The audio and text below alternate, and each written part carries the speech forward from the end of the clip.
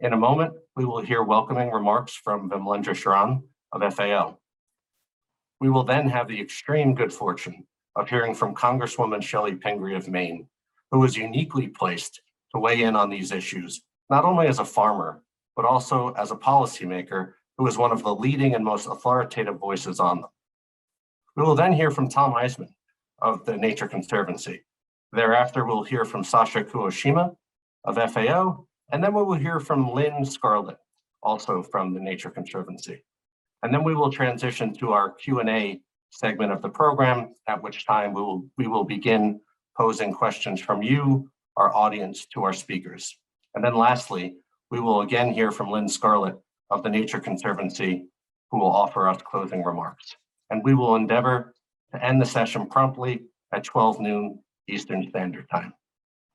I now have the pleasure of introducing Vimlendra Sharan, Director of FAO's Liaison Office for North America, based in Washington, D.C., to offer welcoming remarks.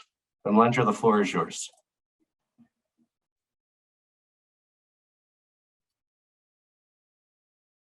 Thank you, Tom, and a very warm welcome to all the listeners and all of you who have joined in and all the panelists who are joining us today.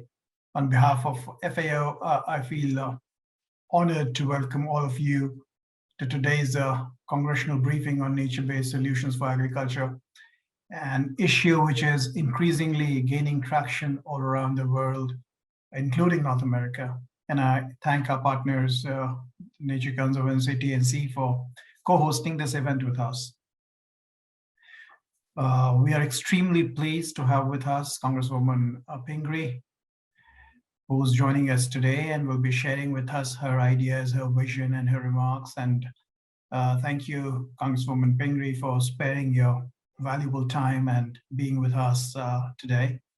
We would also like to thank Congressman Glenn Thompson, Republican from Pennsylvania, and Don Bacon, Republican from Nebraska, who made all efforts to join us here today, but unfortunately they could not, and we fully understand the many demands on their time. Thank you all for sparing your valuable time and making the effort to be with us. Today's briefing is, as all of you would know, is being held at a very important time as we start the rebuilding process from the pandemic as we are emerging, and a year which has really shown us the gaps and the cracks within our systems and what needs to be done. Going forward, I think it is abundantly clear that achieving food and nutrition security is not going to be easy.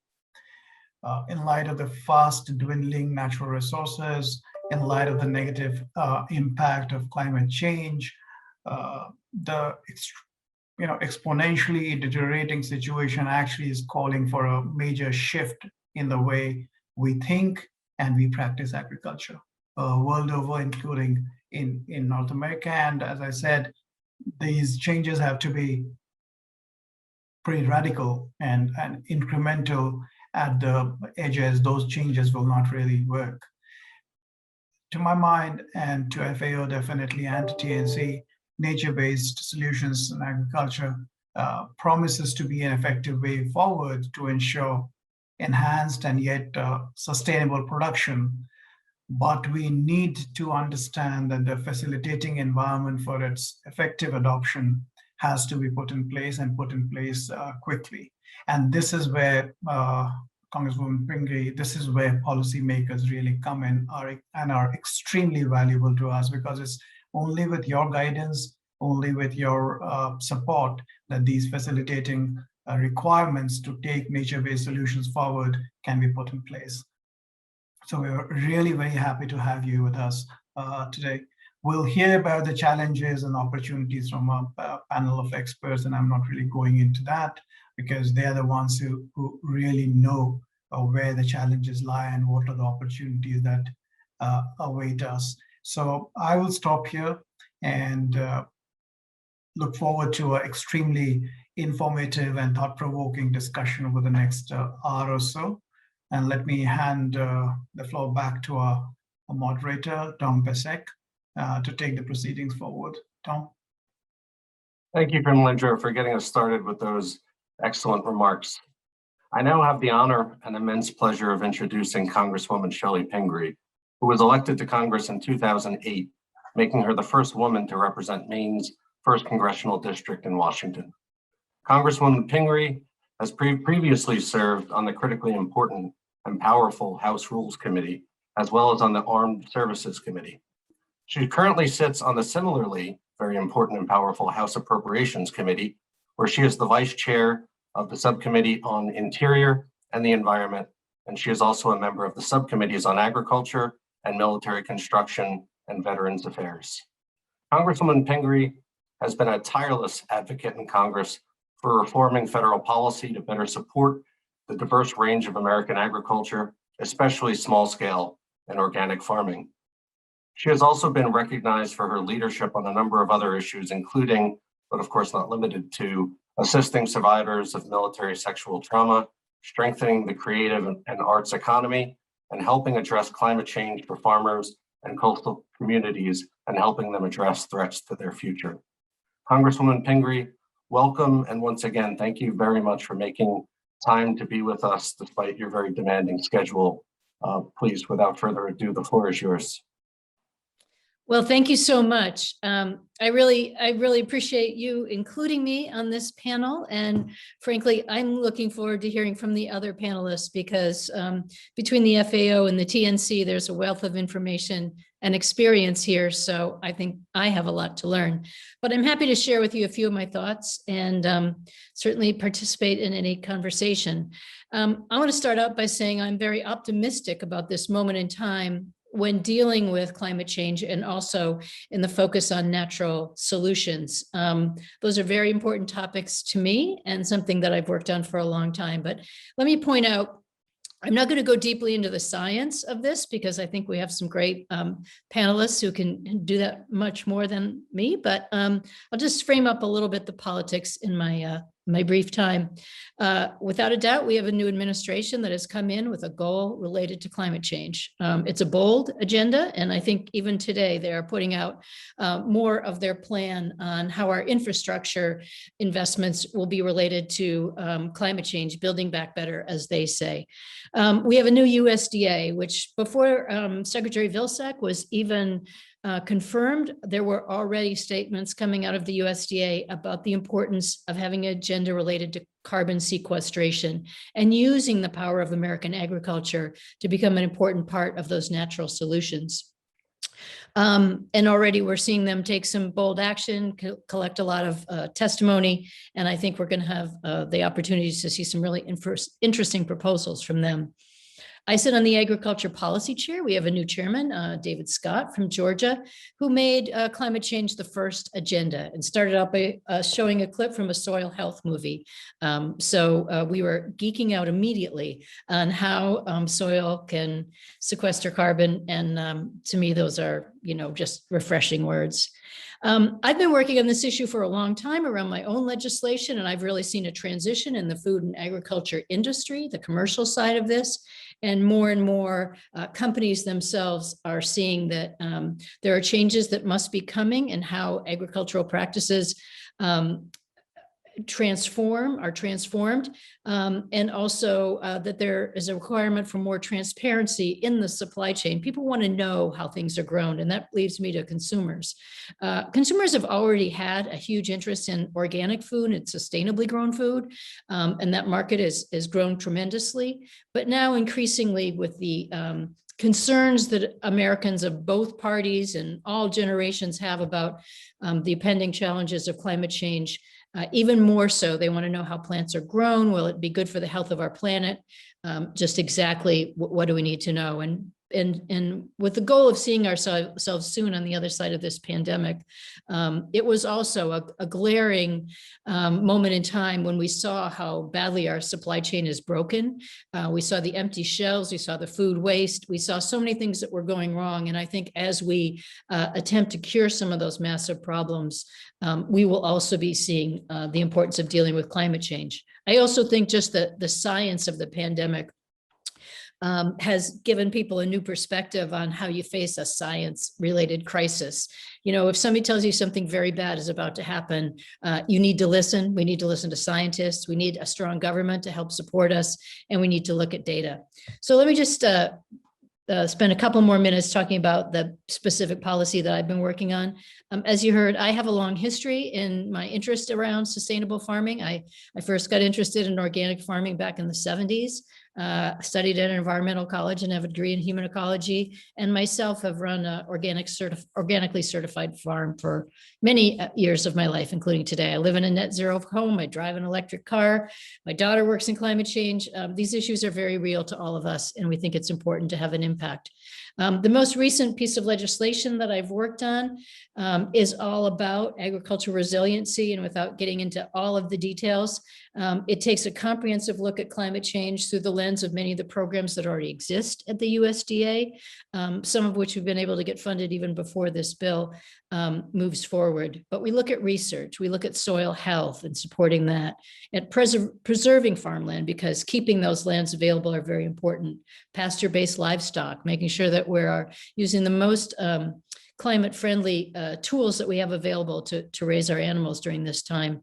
On-farm renewable energy, and specifically dealing with the issues related to food and food waste, which are also catastrophic and often forgotten in this era. But we see a lot of synergy with the USDA and some of the things that they're doing already. They're focused on soil health, harmonizing things like crop insurance to good conservation policies, expanding those conservation programs that can have an important impact. Diversifying some of the income streams that farmers have available to them. So just lastly, I would say, you know, while we can see the huge value of natural solutions to the climate change side of this agenda, as a practicing farmer myself, and knowing from much of the experience that others have had, it's particularly critical to do these things, not just for the climate change impacts, but because they give farmers better yield. They give more resilience to the farms themselves, dealing with floods and droughts, better soil retention, and we've lost so much of our topsoil, and less need for outside inputs, often from fossil fuel industry. Just to add on to this too, even though the focus isn't specifically on the forest, I do come from the most forested state in the nation, where 90% of our land is forested, and almost 90% of those are private owners, many of them in sustainably certified forests. But those are, of course, a critically important part of what we're talking about today. And again, having good markets for forest products, using innovative techniques for things like cross-laminated timber and wood fiber-based insulation, nanocellulosic products. We have a lot of opportunities there, and they fit into the same conversation that we're having. And I think this is critically important as we look to our solutions, that we don't get distracted by some kind of fancy machine that will draw all the carbon out of the atmosphere when we have the solutions in front of us, which will also yield many, many more benefits. So I'm pleased to be part of this. Thank you for giving me some time to talk about it, and I look forward to hearing from all of you. Excellent. Thank you, Congresswoman Pingree, for sharing your insights and perspective based upon really a lifetime of personal and professional experience and expertise, as well as for offering a glimpse for us with regard to your legislative priorities in the Congress on these issues. I now have the distinct pleasure of introducing Tom Iseman, Director of Water Scarcity and Drought Resilience in the Global Food and Water Program at the Nature Conservancy. Tom, the floor is yours. Thank you, Tom. Thank you, Representative Pingree, for your remarks. I really appreciate your optimism about government and the opportunities we have with the new administration and in Congress, and also your acknowledgement of the private sector and their important role in consumers, and that this space is ready for new innovation. In some ways, new innovation, in some ways, traditional practices, as it already been discussed in the chat, and I'll talk more about that in a bit. But I appreciated your remarks. Thanks also to Vimlendra and Tom and the UN Food and Agriculture Organization for this great partnership on nature-based solutions in agriculture. We've been working together for over a year now, and it's great to be here with all of you today to talk about the intersection of nature, food production, and climate. Next slide, please. So I'm going to speak directly to our collaboration between the Nature Conservancy and FAO and the work that we've done on nature-based solutions in agriculture. A bit later, my colleague Lynn, Scarlett, will address the second part of this agenda and more directly to Representative Pingree's remarks. What can we do to enable nature-based solutions in agriculture in the United States? Next slide, please. First, a quick word about the Nature Conservancy, or TNC. We are a global conservation organization. We're based in Arlington, Virginia, so right next door to those of you in DC. We're in all 50 states, and the US is where we're founded and where we have a lot of history and strength, but we're in over 70 countries. We have over 3,500 staff and 1 million members. And as Tom said, I'm on the global team to provide food and water sustainably, and our focus is on promoting agricultural and water management practices that are better for the environment and for sustainability over time. Next slide, please. So why does a conservation group like the Nature Conservancy care so much about food production? And this slide illustrates why we care. And this is showing the trajectory of ecosystem and species conservation. And the business as usual trajectory is the gray, where we're seeing sharp declines in ecosystems and species. On the yellow line, you would see the benefits of increased conservation work like protecting natural areas, which has been the focus of the Nature Conservancy historically. But in order to bend the curve and see a positive trajectory like you see in green, protecting natural areas is not enough. We need to be working in food production to make it more sustainable. It has such a big impact on our land and oceans and fresh water. And so we as the Nature Conservancy are making a big effort to try to shift agriculture to make it better for the planet. Next slide, please. And so one of the best ways that we can do this is through nature-based solutions in agriculture. Thanks. Yeah, I know we had a couple of animations there. Sorry, it was the slide with the 3 reports, please. The previous one. So I wanted to talk a little bit about our work in nature-based solutions in agriculture and this partnership with FAO. We partnered to develop these 3 reports. As I said, we've been working with them over the last year. We have a link to them in the chat. I hope you all will have a chance to review them or look at them and see what kind of information we provide. I'm going to provide a quick overview of these reports now. The first report is a literature review where we had our science team look at over 1,000 papers globally that address nature-based solutions in agriculture and summarize some of the results in a way that can be useful for decision-making. The second one is a policy brief, what we called a policy brief. It's titled The Case and Pathways for Adoption.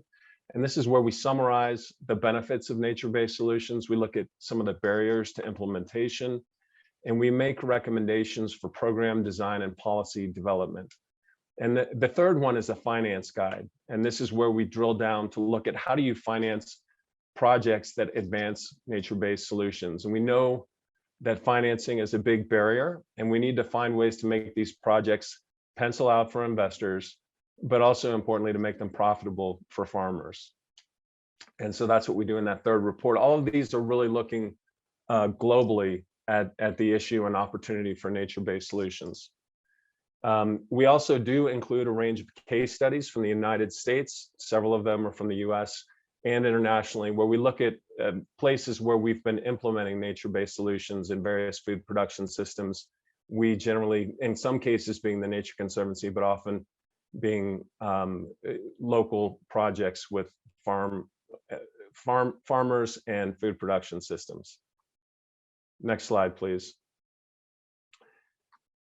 So this slide is really summarizing the case for nature-based solutions in agriculture, and several people, including Representative Pingree, have touched on this, but we talk about it as a triple benefit from nature-based solutions in food production.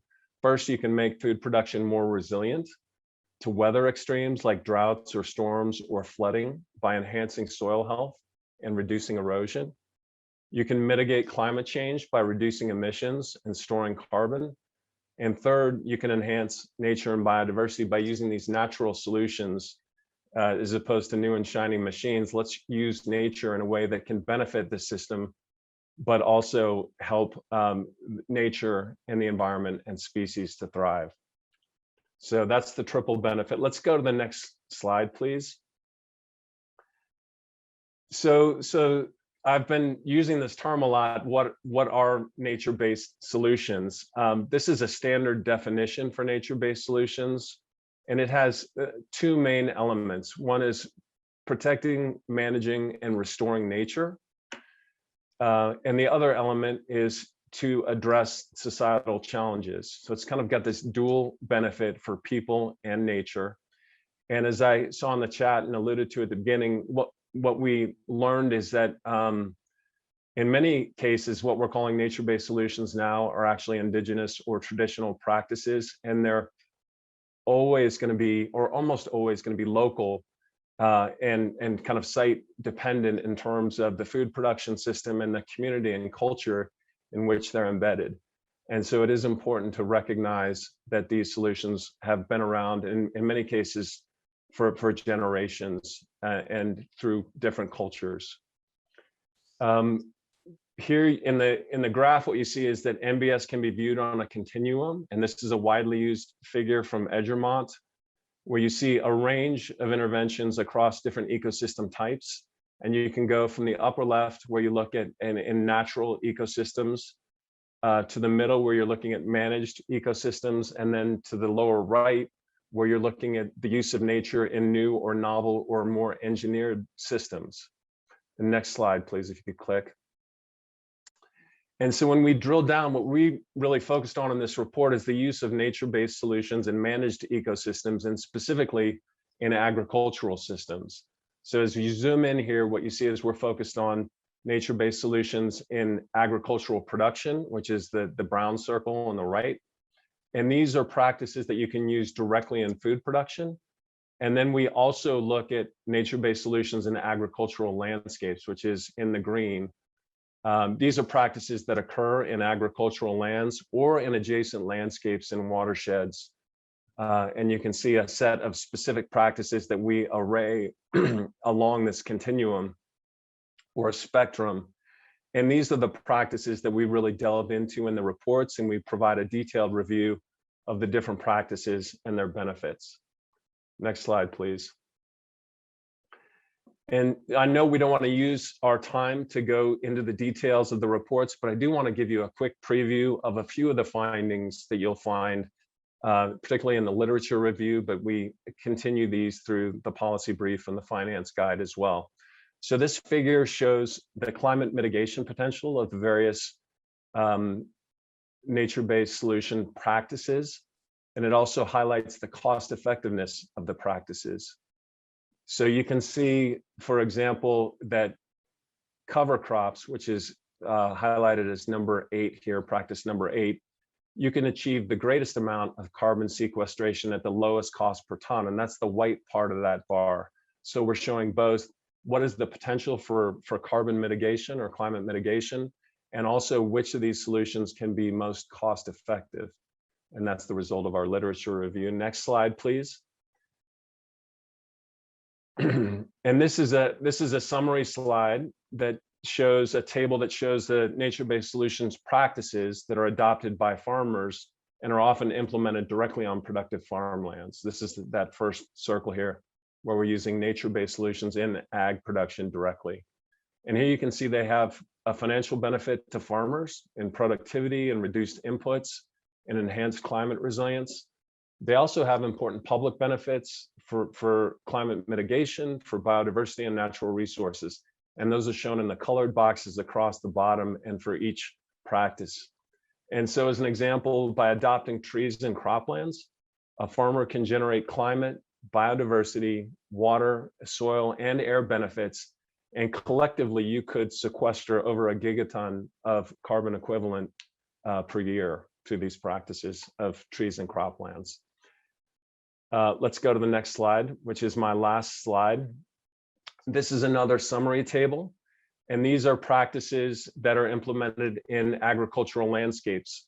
So they can occur on farmlands directly, but they can also be in adjacent landscapes or watersheds. These can include things like protection or restoration of native grasslands, forests, or wetlands. And often these entail wider coordination and can be implemented in a combination of active agricultural lands and by farmers directly, and also in lands that are not in production, occasionally public lands, forests, or other watershed areas. And so farmers still play a key role in implementing and supporting these measures, and they can deliver important benefits in soil health and water quality for agricultural communities. And for example, by restoring wetlands and peatlands, you can generate a positive benefit cost ratio of nearly 2 to 1 due to water quality improvements. And so this was a high-level overview of the reports and the key content and findings. I hope you'll have a chance to review the reports yourselves and that they can be a useful resource in your work. We, as the Nature Conservancy, would welcome the opportunity to continue to collaborate with you, FAO, and others on this call to increase the adoption of nature-based solutions going forward. And with that, I will turn it back to Tom, and I'm really looking forward to the rest of the discussion. Thanks. Well, thanks, Tom. And I think I can confidently say on behalf of FAO that we too look forward to continuing to collaborate with TNC. And thanks very much for that excellent and very succinct overview of the 3 TNC FAO reports, and for presenting a very necessary and solid substantive foundation and framing for our overall discussion. And for those of you who missed it, my colleague Elena pasted in the chat box a link to the 3 reports that Tom referred to and covered. I now have the great pleasure of introducing Sasha Koo-Oshima, the Deputy Director of the Land and Water Division at FAO. Sasha, the floor is yours. Thank you, Tom. Good greetings, everyone, and Congresswoman Pingree and TNC colleagues. And sincere thanks to Representative Pingree for your remarks on recognition of agriculture's role in NBS from the US Congress. It's a great pleasure for me to be here from the Land and Water Division, where our mission is to help our FAO member countries to enhance agricultural productivity, as well as food, health, and safety under sustainable use of land, soil, and water resources. We're greatly pleased with the TNC's work in this area to help us to present the evidence-based as well as policy linkage and the financing mechanisms that could link up to further NBS practices. So the work is very at the very heart of our work in our division. And today, I just want to put into perspective some of the global statistics and why this is so needed urgently. We have a population growth, we have increasing water use, as well as pollution to water, our land use changes, and soil degradation. So the resource scarcity in general are creating a lot of the pressures on these resources that we depend on the most. Agriculture accounts for about 70% of the freshwater withdrawals globally. Meanwhile, an estimated 2/3 of the water regulating forest worldwide are degraded. 70% of our natural wetlands have been lost since 1900. This is globally. And while 95% of our food is grown on soils, 1/3 of our global soils are degraded. Food production utilizes over 50% of the Earth's habitable land, yet 1/3 of our land is also degraded. So we have a lot of work ahead of us. Our land and water and agriculture system face great vulnerabilities and risks under climate change, and we have to deal with water scarcity, droughts, and floods often occurring at the same time in a particular country. We have collected the evidence through the literature review of our products and built the science policy direction, as well as some of the financing tools to spur awareness and action towards nature-positive agriculture production systems. The US and Canada and other countries can join and share these benefits and lessons learned and challenges that we have been trying to deal with in the adoption, through the adoption of agriculture nature-based solutions, and catalyze the investments needed towards nature-positive food production pathways. Our goal is to catalyze system changes that enable US water all the partnerships and those of international ones for agriculture MBS to scale up much more quickly and effectively while achieving the multiple targets and the benefits that we all know for sustainable agriculture landscapes, sustainable natural resource use towards clean water, healthy soils, along with agroecology approaches to enhance and also preserve biodiversity-rich systems, also providing support to rural livelihoods and jobs that affect the US as well as globally. This is a pivotal time as the global community has identified food systems as one of the single strongest opportunity to achieve our shared goals of the 2030 Sustainable Development Agenda. We have demonstrated in agricultural landscapes that MBS can be applied for maintaining soil moisture, soil carbon, as well as strong carbon in wetlands and forests, while protecting water quality downstream with biodiversity benefits and providing livelihood support through agricultural production to achieve a bundle of positive environmental and food security outcomes, the social outcomes that we are also aim to achieve. Agriculture producers are on the ground stewards of most of the world's natural resources. And today, the global food system is a $10 trillion economy that connects 7.5 billion consumers and a diverse array of over 1 billion food producers. And they range from farmers, ranchers, pastoralists, and fishers. Global food demand is projected to increase by 50% by 2050. Including a 70% increase in protein demand. In consideration of the ever-growing global footprint, the global food system, which encompasses not only the farmers and agriculture producers, smallholders, and large ones alike, but investors, corporations, and governments. We all must play a role in addressing our climate, land, water, and environmental challenges. What can be done to promote incentives for farmers, ranchers, and the food producers to transition to nature-based positive production practices?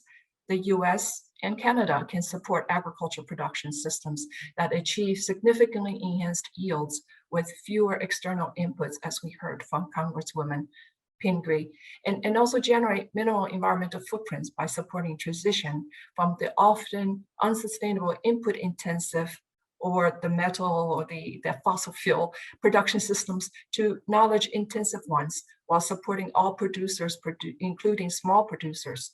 We need to have a collective action and smart ways to invest and avoid these negative impacts. Through the US regulatory experience, such as the Clean Water Act, the National Environmental Policy Act, and the varied incentive programs, the farm bills of the USDA and conservation research programs, the experience in creating also the blended finance in the US and good governance through institutional capacity building, a lot of knowledge transfer can take place. FAO is firmly anchored on the best available science, taking into consideration the priorities of numerous multilateral agreements and supports implementation of sustainable use of natural resources through various conventions. And to name some of them, the Convention for Biological Diversity, the Convention in Combating Desertification and Drought, in reversing the land degradation, the Paris Climate Agreement, and the Ramsar Convention for the protection of wetlands.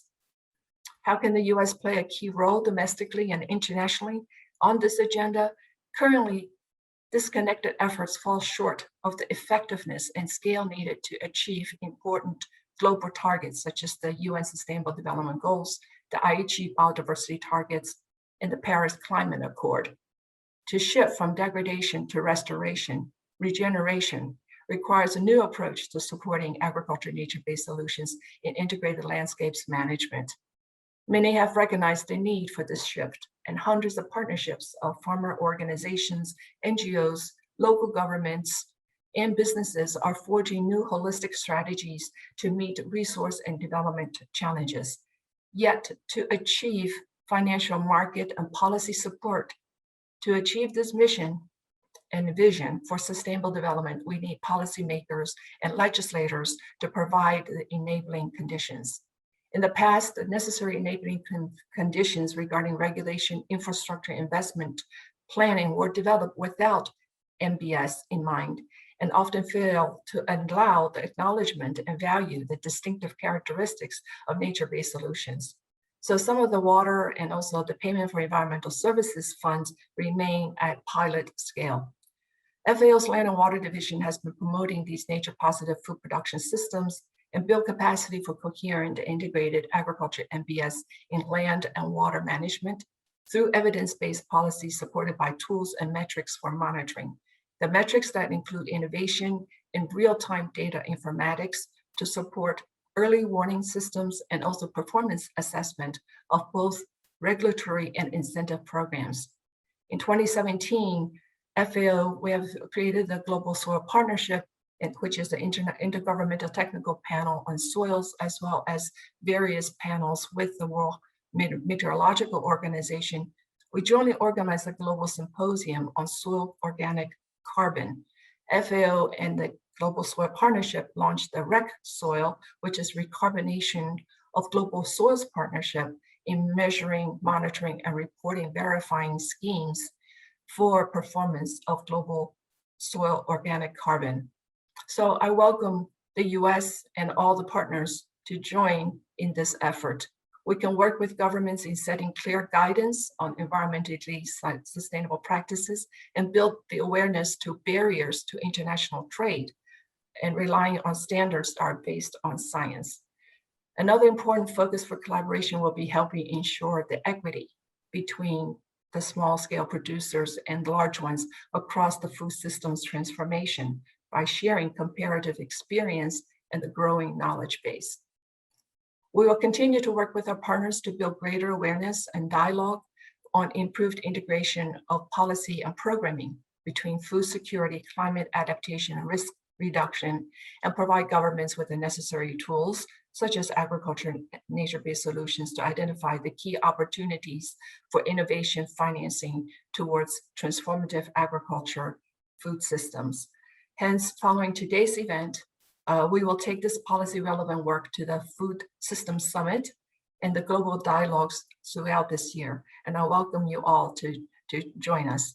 Thank you very much for your attention.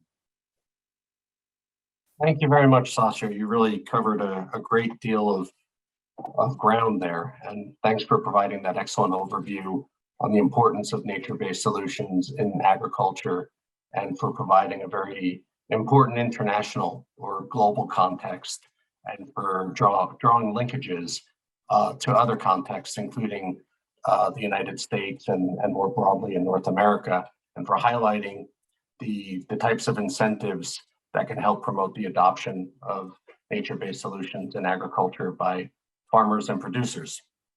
And last, but certainly not least, I have the great pleasure now of introducing Lynn Scarlett, Chief External Affairs Officer at the Nature Conservancy. Lynn, the floor is yours. Thank you, Tom. And can we put the slides up? And I want to also join others in thanking the FAO for co-sponsoring this briefing with us, and a special thanks, Congressman Pingree, for your long-standing leadership in agriculture, forestry, conservation, climate action. Really a pleasure to be on this panel with you. So next slide. You've heard a lot about what is nature-based solutions. You've heard something about the depth and breadth of the crises we face globally, whether climate, whether water, and relating to livelihoods, resilience of communities. So I want to dive in a little bit deeper to explore what we can do to enable nature-based solutions in agriculture in the US. Next slide. So I want to begin at the end, which is to underscore a few recommendations that have come out of a collaborative effort in the US, the Food and Agriculture Climate Alliance, which has put together a number of joint policy recommendations, something like 70 plus entities from the ag sector participating.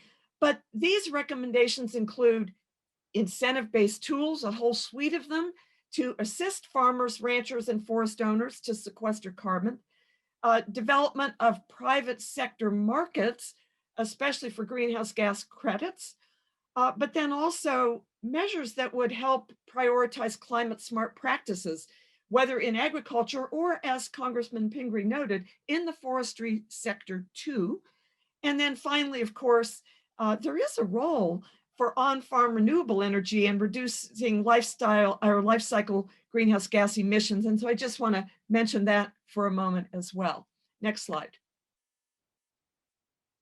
But I want to telescope backwards a little bit and remind everybody the Nature Conservancy, along with the Paulson Institute and Cornell University, did an examination of global biodiversity and what we call the funding gap. And you see here what we're currently spending over on the left, and then what we really need to be spending in order to address some of those crises that you've heard my colleagues on this panel mention. And you see a big gap. A gap estimated at about $700 billion. Now that is global, that's not just the US. Next slide. Now what's interesting is as we looked at the conservation funding need, we looked at different measures that are currently supporting conservation funding, from investments in invasive species, urban environments, rangelands, protected areas. But look at the bottom one there, croplands. Look how important croplands is, and investing in conservation in agriculture, if you will, to helping to fill that gap. Next slide. And just go right through. Third one, go all the way through. Yeah, thank you. So just want to highlight and remind people of the benefits that financing nature-based solutions in agriculture can bring. You've heard many of them. This is one arena where those investments actually can enhance productivity, improve soil quality, actually leading to higher yield. There can be cost savings, for example, in reduced soil erosion. There can be increased resilience, aquifer recharge, increasingly important in the context of the impacts of climate change, whether drought impacts or otherwise. And then, of course, significant public benefits, climate mitigation, biodiversity conservation, and improving human welfare. So this is truly win-win-win in terms of benefits: livelihood, people, their health, agricultural productivity, feeding people. And of course, the challenge of advancing this agenda is that it involves many stakeholders and at many scales. So farmers, local governments, the general public, workers, environmental community, both locally and globally. And of course, the challenges are near and long-term. This is not a matter of investing at one point in time and we're done. It requires ongoing engagement. And then of course, some of the financial mechanisms, as we think about them, are rather complicated. And that of course presents policy and investment challenges. There are higher revenues and cost savings, but sometimes the investment is upfront and the savings are over time. So how do we close that gap between the near-term need and the long-term benefits? Payments for ecosystem services, carbon, biodiversity, water, pollination, the list goes on. While we know the value is there, sometimes orchestrating the payment systems can be a little bit tricky. And then, of course, there's the challenge of public subsidies. Now, agriculture is extraordinarily important around the globe. Those subsidies are important, but a question is, can we steer some of that financing of agriculture to some of these nature-positive, nature-based solutions? And then there may be associated opportunities through visitor fees, not so much in the ag sector, but maybe in forestry, tourism revenues, and otherwise that can help advance this agenda. Next slide. So when we think about the policy and finance elements, again, I've talked a bit about the benefits, and those of course stack up here when we look at the goals and the options. We know what outcomes we're striving for, those social and conservation outcomes. You've heard Tom, my colleague at the Conservancy, identify certain practices that we can invest in.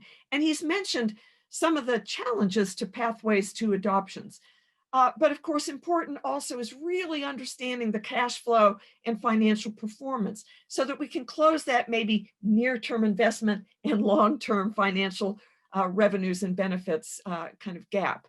And then, of course, institutional and governance mechanisms are really important. These include things like, how do we measure and evaluate results? How do we ensure that we have the right institutions that help enable, for example, investment in carbon banking or greenhouse gas emissions reductions derived from the agricultural sector?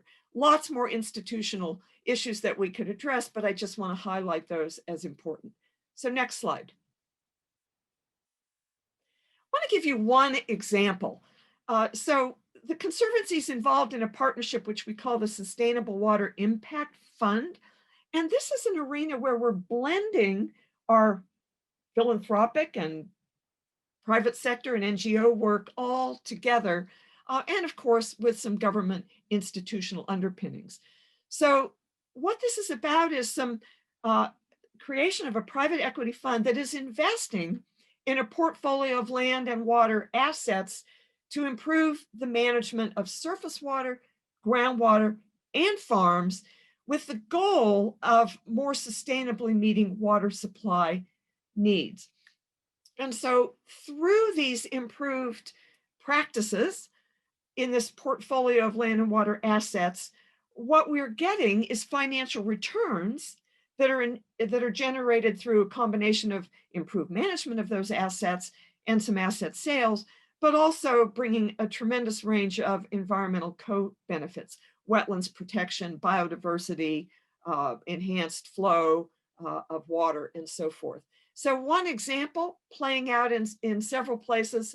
We hope and expect more of these examples to be forthcoming. Next slide. I also want to note that there is an ecosystem service marketplace consortium. Ecosystem, of course, referring to those nature-based solutions, to the benefits that nature provides to people. The consortium goal is to launch a functioning national scale ecosystem marketplace, both for carbon and for water quality and water quantity credits for the agriculture sector by 2022. So big ambition, but lots of players engaged in this. Now, this requires, of course, support.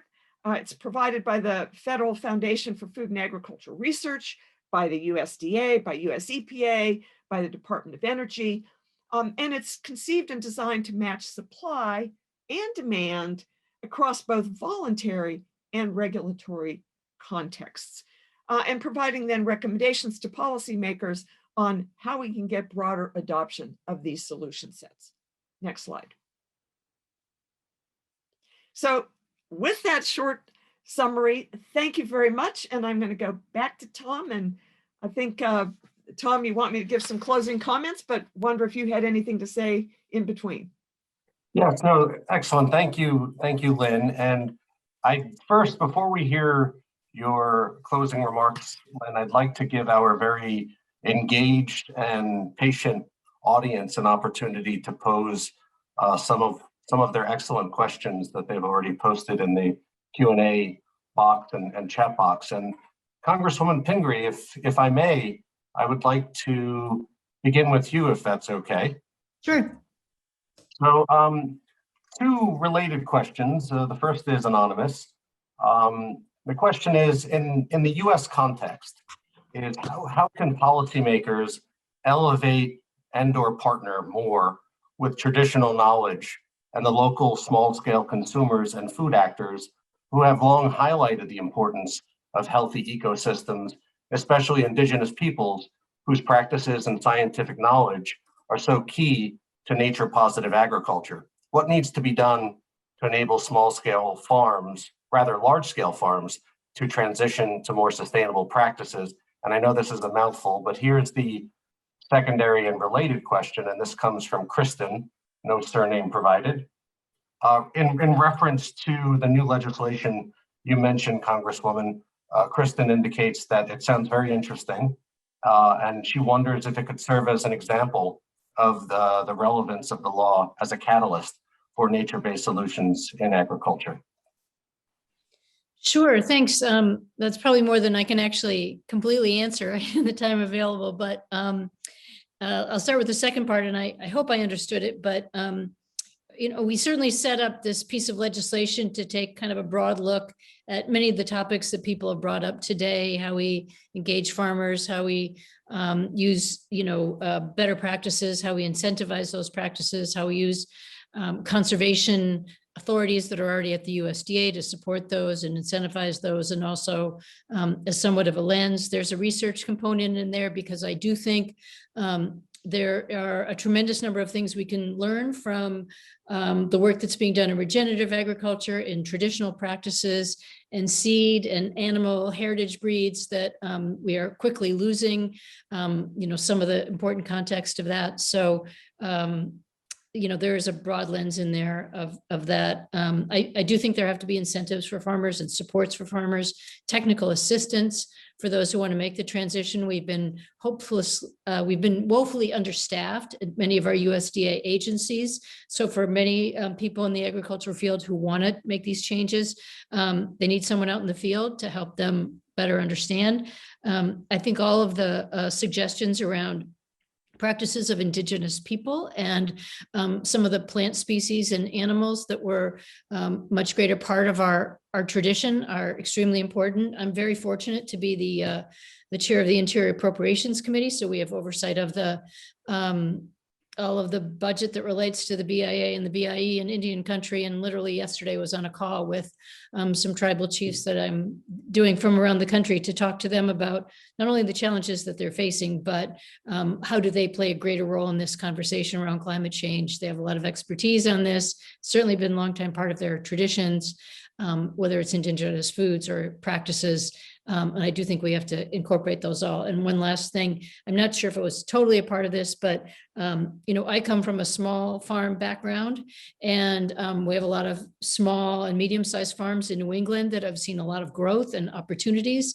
And I think there's much to be learned from the diversity, from the closed loop systems. You don't have food waste if you're also raising a couple of pigs and some chickens and using that to make compost on your farm. I mean, there's a lot of practices that we've been able to keep intact on small farms, and we're anxious to grow those to scale and support them. And so I'm sure there's many more things I didn't answer, but all good questions.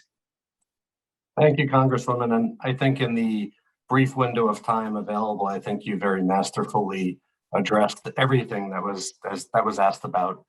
If I may, I'd now like to pose a question to Tom, Sasha, and Lynn. And I know this is a tall order, but we're short on time. But it's a good question. And if possible, we'd like to get rather, each of your thoughts on it, maybe in about 30 to 45 seconds each. Perhaps if I could start with Lynn.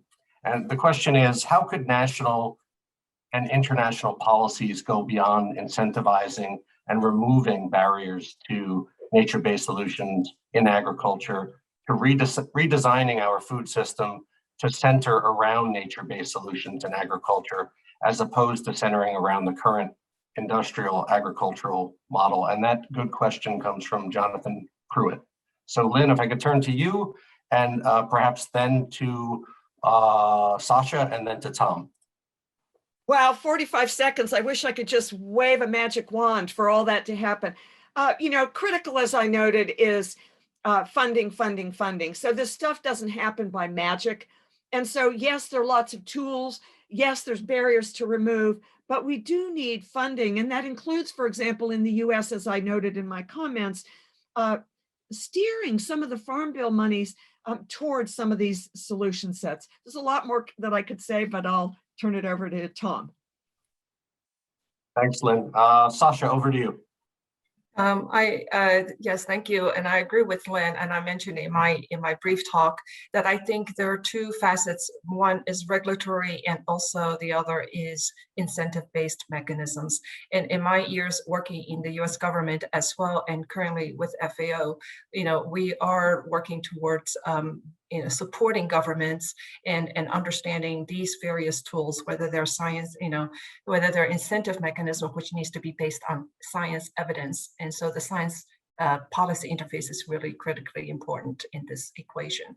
And the others as leaving to the national governments to develop their standards and their criteria based on some of the partnerships that we have created at FAO through the Global Soil Partnership for Carbon and many others in agroecology. So I'll leave it now to Tom because I think my 40 seconds is up. Thank you. Thanks, Sasha. Over to you, Tom. Thanks.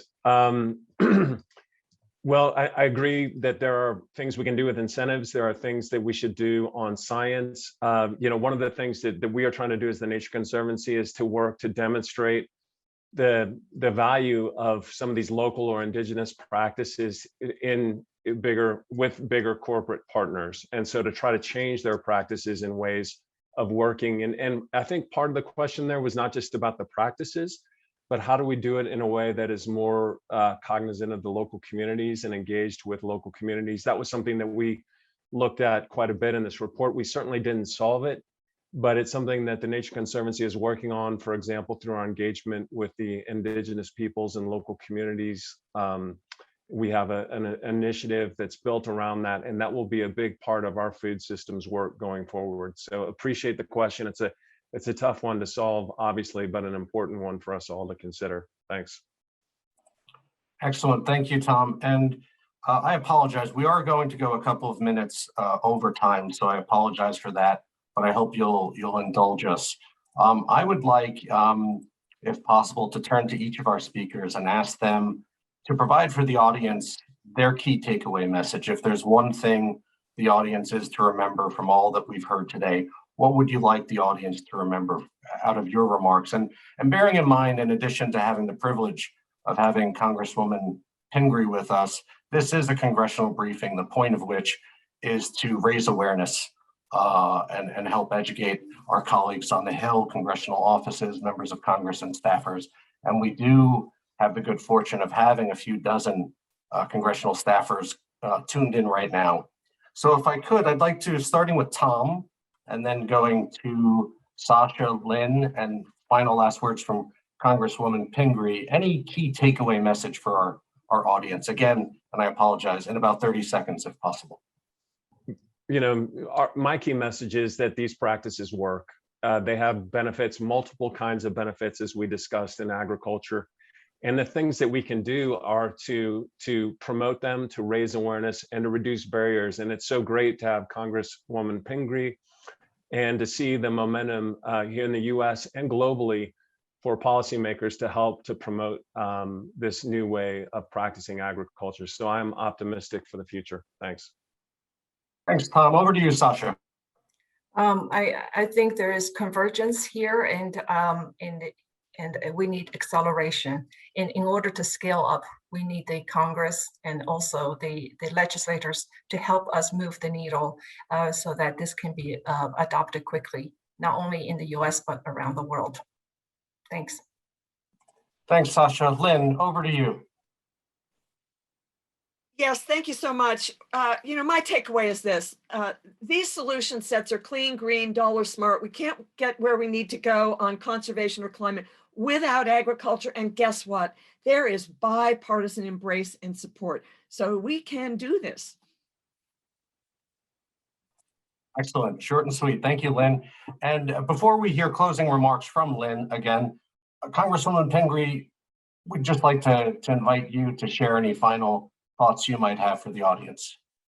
Well, just on the same theme, as I mentioned in the beginning, I think we're hitting a moment in time where there's a convergence around the need to take action, but also the understanding in a broad range of sectors, whether it's the more industrial farmers, the food industry itself, the consumers who are asking for this, the policymakers, the administration.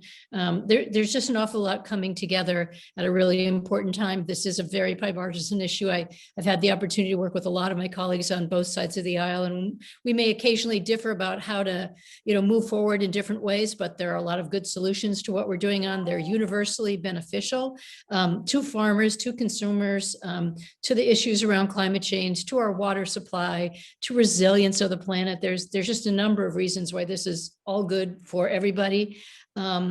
I think there are lots of incentives that are being talked about. Everyone isn't perfect, but those incentives and support will be critically important to help people in agriculture in particular to make changes, which are often difficult in a time of low return on the crops that you're growing now and big investments in making some of those changes. But that's a huge way that the federal government can be important also in helping to set the standards and metrics so people have a better understanding of what we're doing here. And lastly, just the idea that these are natural-based solutions. And that doesn't mean that there's some kind of geeky hippie Birkenstock thing. That actually means that these are things that have been going on our planet for a long time, whether it's something that indigenous people are very knowledgeable about, or it's just the way your grandfather farmed and knew intrinsically that he had to keep the soil healthy, and he had to use some practices that would be long-term and sustainable. So I think we can have this kind of convergence of a lot of good things at this moment in time. The urgency is certainly there, and I hope the momentum is there too. Excellent. Thank you, Congresswoman. Lynn, over to you to offer some closing remarks for us. As we're over time, I'll be very, very brief. I'm tempted to say ditto to what Congressman Pingree said and close it at that, but I'll just say a few more things. Many solutions the agricultural community has can be brought to the planetary crises we face, and that requires, as Sasha has noted, actions that span the globe. The US is an absolutely key player. Enhancing investments in nature itself is part of the solution set. And then I do want to end with the idea that there are bipartisan interests in these opportunities. And the good news is that truly these nature-based solutions bring big opportunities for win-win-win. Win for nature, win for climate, win for people. Yes, of course, there are devilish details in the exact pathways and particulars as there are with any policy solutions. But I think the opportunities are significant. So thank you very much to all the panelists and to FAO for convening this. Thanks so much, Lynn. And just to reiterate what you just said, on behalf of FAO and TNC, thanks very much to all of you for joining today's congressional briefing on nature-based solutions in agriculture. And to our audience, thank you for your excellent engagement throughout this event. And I'm sorry we didn't get to your many wonderful questions, but we will share them with the speakers who can then in turn follow up with you offline. I would in particular like to again thank Congresswoman Pingree for her time, her dedication, her optimistic remarks and positivity, and of course for her indispensable leadership. It's always a pleasure and a privilege to have you with us. I'd also like to thank our speakers, Vimlendra Sharan, Tom Iseman, Sasha Koo-Oshima, Lynn, Scarlett, and the fantastic teams at both FAO and TNC for making this possible. With that, stay safe and stay tuned. Thank you.